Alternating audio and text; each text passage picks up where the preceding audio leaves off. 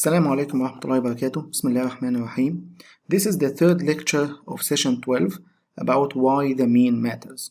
In the last lecture, we talked about the central limit theorem, which states that the distribution of sample averages is roughly normal. In this lecture, inshallah, we will talk more about the shape of this distribution. In particular, we will cover two questions. The first, what is the center of the distribution of the sample averages and how is it related to the population average? The second, what is the standard deviation of the distribution of the sample averages and how is it related to the standard deviation of the population? Recall that the central limit theorem states that if we have a population of any distribution and we took a sample that is large and drawn at random with replacement from that population, then the probability distribution of the sample, sum or mean or average, is roughly normal. That means that there is a clear relation between normal distribution, or generally a bell-shaped curve, and random sampling.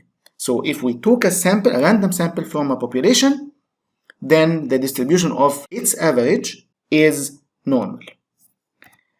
And many distributions that we observed already in the course were not bell-shaped. However, the empirical distribution of their sample averages were bell-shaped or were normal, as we saw in the previous lecture in particular. Now, why do we care about sample averages? Why are we dedicating a complete session about sample averages with 3 lectures and probably one more next time, inshallah? Why do we care? The answer is because the sample averages estimate population averages. So we actually care about the average of a population, the average attribute, specific attribute or feature of the population. So we want to estimate it. As we will see in this lecture, sample averages are good estimates of population averages. Now let's talk more in detail about the distribution of the sample average. First, why do we have a distribution in the first place? We only have one random sample, and this random sample will give us just one average. So we got a sample, we will compute the average from that sample. So it's just one number. Where is the distribution? The problem is that the sample could have come out differently. So whenever we have a sample, we will have different average. So sample average might have been different if the sample changes. So there are many possible sample averages, and thus we have a distribution of all of them. So the distribution of the sample average is the distribution of all the averages of all possible samples. So in reality we will have just one sample, but if we change the sample we will get different average. If we have this multiple times, that means that the sample average will have a distribution. And this is what we will cover, inshallah, and we will talk much more about in this lecture. Let's do that, or let's see that visually. We start with a distribution of the population here. Now we will draw a sample from that distribution. Then let's say that this is the average of the sample that we draw. If we do another sample, then the average might come differently. A third sample will give us a third average. And notice that the distribution of the sample is similar to the distribution of the population. And we know that from earlier in the course, that if the sample is large enough, then the distribution of the sample will be similar to the distribution of the population. Now, where is the normal distribution? The normal distribution is the distribution of the averages of the samples. So if we draw multiple samples from that population, for each we will get the sample average, the red points here. Then from all of them, we draw the histogram of them. When we draw the histogram, we'll find that it is bell-shaped or normal distribution. So that's the distribution of the sample averages. Okay, here is another example. This example is a bit extreme. We only have 2 values in the population, -1 and 1, with different percentages. If we draw multiple samples, each sample will give us one value. Here we are talking about sample sum. similar to the sample average, of course. We'll just divide by the sample size. But here for simplicity, we'll talk about the sample sum. So the sample sum here is 4, here is -8, here is -16. And as you notice, the distribution is very similar to the original distribution of the population. But the distribution of those sums is normal, as you see here in the histogram. Now here is a discussion question for you. Let's say that we had these two distributions from the previous lecture. If you remember, the United Airlines flight delays population, we sampled multiple samples of different sizes, one with 400 flights and the other with 900 flights, and we got these two distributions of the sample averages. Okay, so this one we got it from the 900, and this one we got, the blue one, we got it from the 400 samples. Now the gold histogram shows the distribution of what values, each of which is what. So you should choose the right answer in each position here from these 4 answers. I will pause for some time to give you time to think about, and then we'll talk about the answer.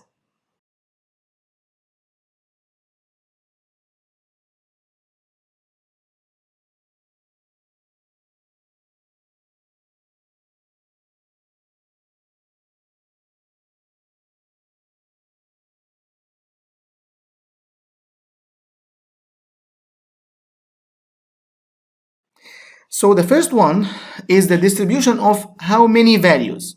So how many values we used to draw this histogram. We have two numbers here, 900 or 10,000. Is it 900 or 10,000? Actually, we draw this histogram, if you remember, with 10,000 samples. If that's the case, what is the 900? The 900 is the sample size, is the size of each of these 10,000 samples. Now the second part, each of the values which come from a sample is what? Is randomly sampled flight delay or an average of flight delays. So each of these 10,000 values that we use to draw this histogram is it a random sample flight delay or an average of flight delays? So the correct answer is, of course, an average of flight delays. So the two histograms here, the gold histogram shows the distribution of 10,000 values, each of which is an average of 900 sampled flight delays. The other one is average of 400 randomly sampled flight delays. So both are roughly bell-shaped or normal, as you see here. And the larger the sample size, and that's what we saw last time, the larger the sample size, the narrower the bell. So the sample size here in the gold one is 900, so you see that it is narrower than the distribution when the sample size is 400. Now the question is, we know that the distribution is roughly normal or bell-shaped. Any normal distribution has two parameters in order to determine exactly which normal distribution we have. So the first question is, what is the center of that bell curve, or the average of that bell curve? The second one is, how wide is that curve? How wide is that curve? Or in other words, what is the standard deviation of that curve? So let's see a demo for that. So we start with the data set of the flight delays as we did before. We assume that we already did what we had last time in the previous lecture. So we'll just start from there. Let's remember what was the mean delay and what was the standard deviation of the delays. So the mean was 16.66 and the standard deviation of the delays was about 39.5. Now last time we had three different sample sizes, 100, 400, 900, so let's put them in a table and let's draw the histogram of all of them overlaid. So when we do that, we see this very nice histogram. Actually we have three histograms here. This one is for sample size of 100, the blue one. The gold one is of sample size 400, and the last one is of size 900. First, it is very clear that as we increase the sample size, the normal distribution will get narrower, as we said last time. Now let's look at the center of them. So the center of them looks like somewhere here, which looks like 16 point something, or maybe somewhere between 16 and 17. So if we compare that with the mean of the population, we'll see that they are very close. So we can say that the center of the distribution of the sample average is roughly the population mean. Is roughly the population mean. So the center limit theorem says that the distribution of the sample average is roughly a bell curve centered at the population average. So this is very important note, or very important statement, that the distribution of sample averages, which is roughly a normal distribution, the center of that distribution is roughly the population average, which is our target in the first place. Now the second question is, what is the variability of the sample average distribution, or what is the standard deviation of the distribution of the sample average? Before we do that, let's ask ourselves, why is it important to know the standard deviation of that distribution? Now, one answer is that we need to identify exactly which normal curve. We know now that the center is roughly, the center of the distribution is roughly at the population average. But how wide that distribution is, because we are not sure, we are not guaranteed that the sample that we will get from the population will give us the average, which is at the center of the distribution. So we want to know where could be the value that we will get from our sample in the distribution. How far it is could be from the center of the distribution. Okay, so we need to identify which normal curve exactly is the distribution, so that we know roughly where could be the sample average that we will get. And that will help us measure how accurate the sample average is, as we will see later, inshallah, in this lecture. And furthermore, that will help us know how large our sample has to be so that we can get a good and accurate estimate of the population average, which will be completely the topic of the next lecture, inshallah. So let's see a demo and explore what could be the variability of the distribution of the sample averages. So we'll continue with the data set of the delays, of the flight delays, and now we will just combine all of what we did in one function. So that function will do the sampling, will repeat the 10,000 samples, will compute the sample average or sample mean for each, and we'll put that in a table, and we'll also print out some statistics from the population and from that sample. So it will report the sample size, the population mean, the average of sample means, the population standard deviation, and the standard deviation of the sample means, which is the standard deviation of the empirical distribution that we got from the 10,000 samples. And we'll eventually plot a histogram for that sample size.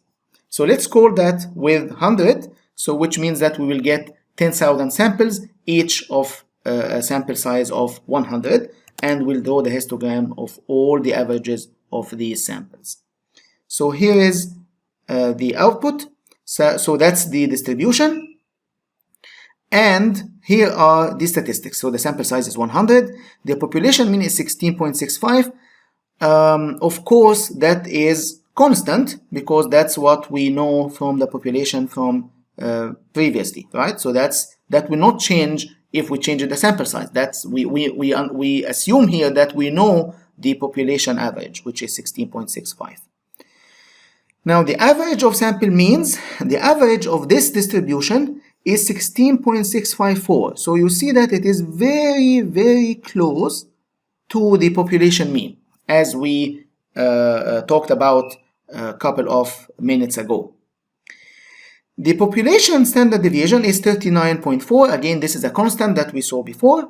The new thing for this sample size is the standard deviation of sample means of that distribution. So the standard deviation here is about 3.94. Now, we want to relate the standard deviation of the population with the standard deviation of this empirical distribution. So let's do this calculation. Let's divide the population standard deviation, which is 39.48, by the standard deviation of the empirical distribution, which is 3.939 as we see. So this will give us 10, almost 10. Now, how is that related to the sample size? So we have the sample size here 100, and we got the ratio between the standard deviation of the population and the standard deviation of the empirical distribution of the sample averages to be 10. How is that related to 100? Probably it has one of two relations. It's either this sample size divided by 10 or the square root of that number. Okay, so it's not clear from just one example. So let's do it again with 400. So now we change the sample size to 400 and we'll do the same thing. We are waiting for the distribution now. So here is the distribution, of course, getting narrower, which means that the standard deviation now of this distribution is, of course, smaller than the standard deviation that we saw before for the sample means of 100. Okay, now let's do the same division for this sample size, but here we will divide by this number, and let's see what we will get. Now we got 20. Now what is the relation between 20 and 400? That's probably with what we saw in the previous example. It seems like this is the square root of the sample size. The square root of the sample size. Okay, let's confirm with one more and final example with a sample size of 625, and I think it is clear why we chose this number. Okay, so let's do that. It will take a bit more time. While we are waiting, again, that seems like that the standard deviation of the population divided by the standard deviation of the empirical distribution give us the square root of the sample size. Okay, so for this sample size, the square root of this is 25, so we expect that if we do the division for this sample size, then we will get 25. So let's see here. So here is the that's the last one. So here is the standard deviation of the population divided by the standard deviation of the sample mean, which is getting, of course, smaller as we expected. We increase the sample size, so the standard deviation of the empirical distribution will be smaller. So we divide by that. We got almost 25 as we expected. So what does that mean? What is the conclusion? So the conclusion is the following. The standard deviation of the population, if we divide it by the standard deviation of the empirical distribution, this will give us the square root of the sample size. Okay? Now, if I want to know the standard deviation of the empirical distribution, then we can rearrange this equation to start with this. So now this value, which is the standard deviation of the empirical distribution, remember this is actually what we wanted to know, is equal to the standard deviation of the population divided by the square root of the sample size. So that's actually what the center limit theorem states for us about the standard deviation of the empirical distribution or the standard deviation of the distribution of the sample averages. It is equal to the standard deviation of the population divided by the square root of the sample size.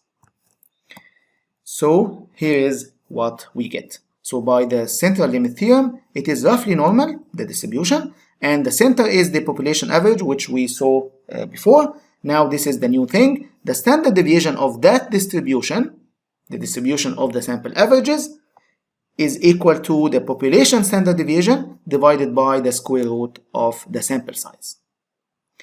So why is that important? Because it relates the standard deviation of the empirical distribution with the population standard deviation. So if we know the population standard deviation and we know the sample size, then we can estimate the standard deviation of the distribution, which means that we will know exactly the shape of the normal distribution.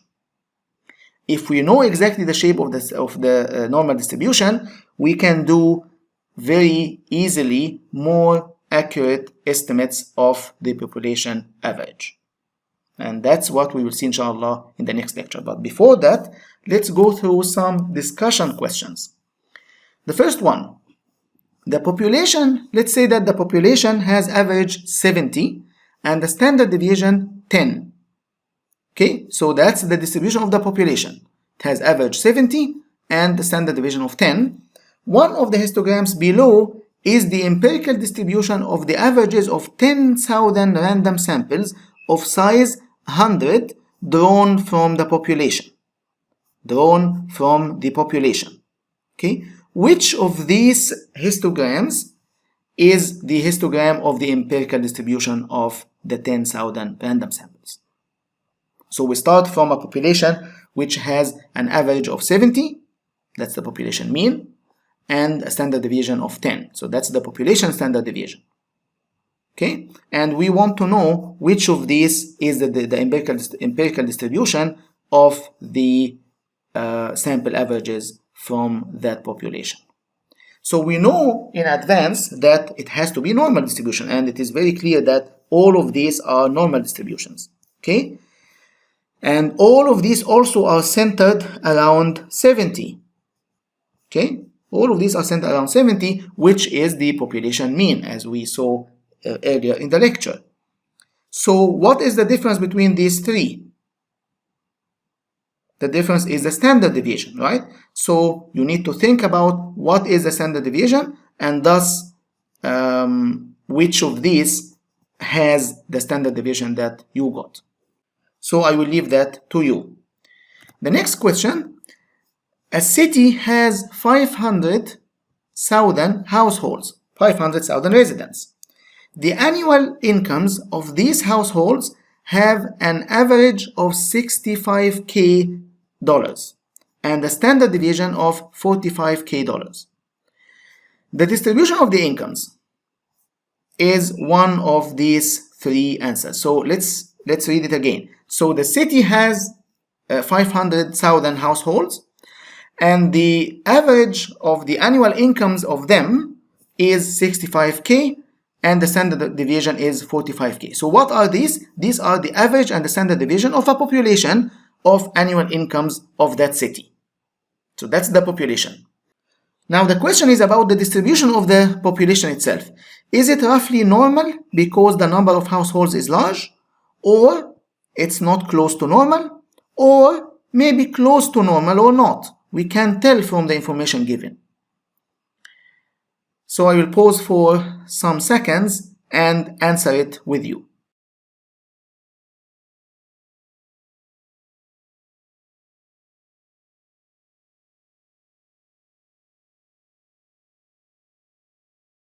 So is it really normal?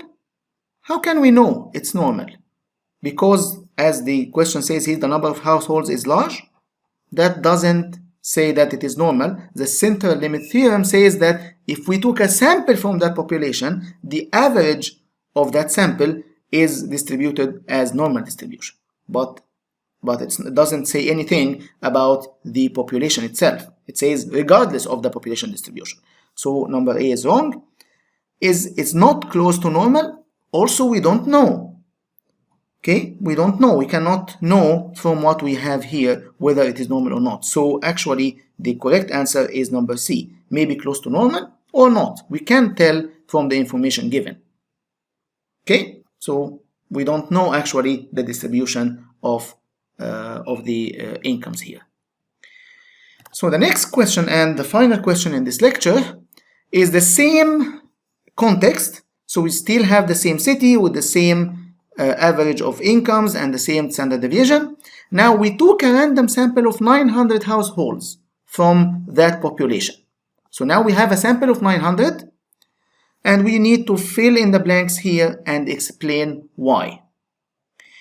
So the statement says there is about 68% chance that the average annual income of the sampled households is in the range this plus or minus this. Okay, so there are two values here that we need to get. Okay, so again, there is a probability of 68% that the sample that we got, the average of that sample, will be in that range, a value plus or minus another value. Now, think about that carefully. Think why we have 68% here. Is that related to something that we studied already or not? And think about what should be the value here and what should be the value here. And inshallah, we will answer it together in the online session. With that, we end the lecture. Inshallah, in the next lecture, I think it will be the most important lecture in this session, where we will state clearly how we can know the accuracy of the estimate with the sample size. So which sample size we should have so that we can get some accuracy of our estimate. Inshallah, we'll talk to you next lecture. Assalamu alaikum wa rahmatullahi wa barakatuh.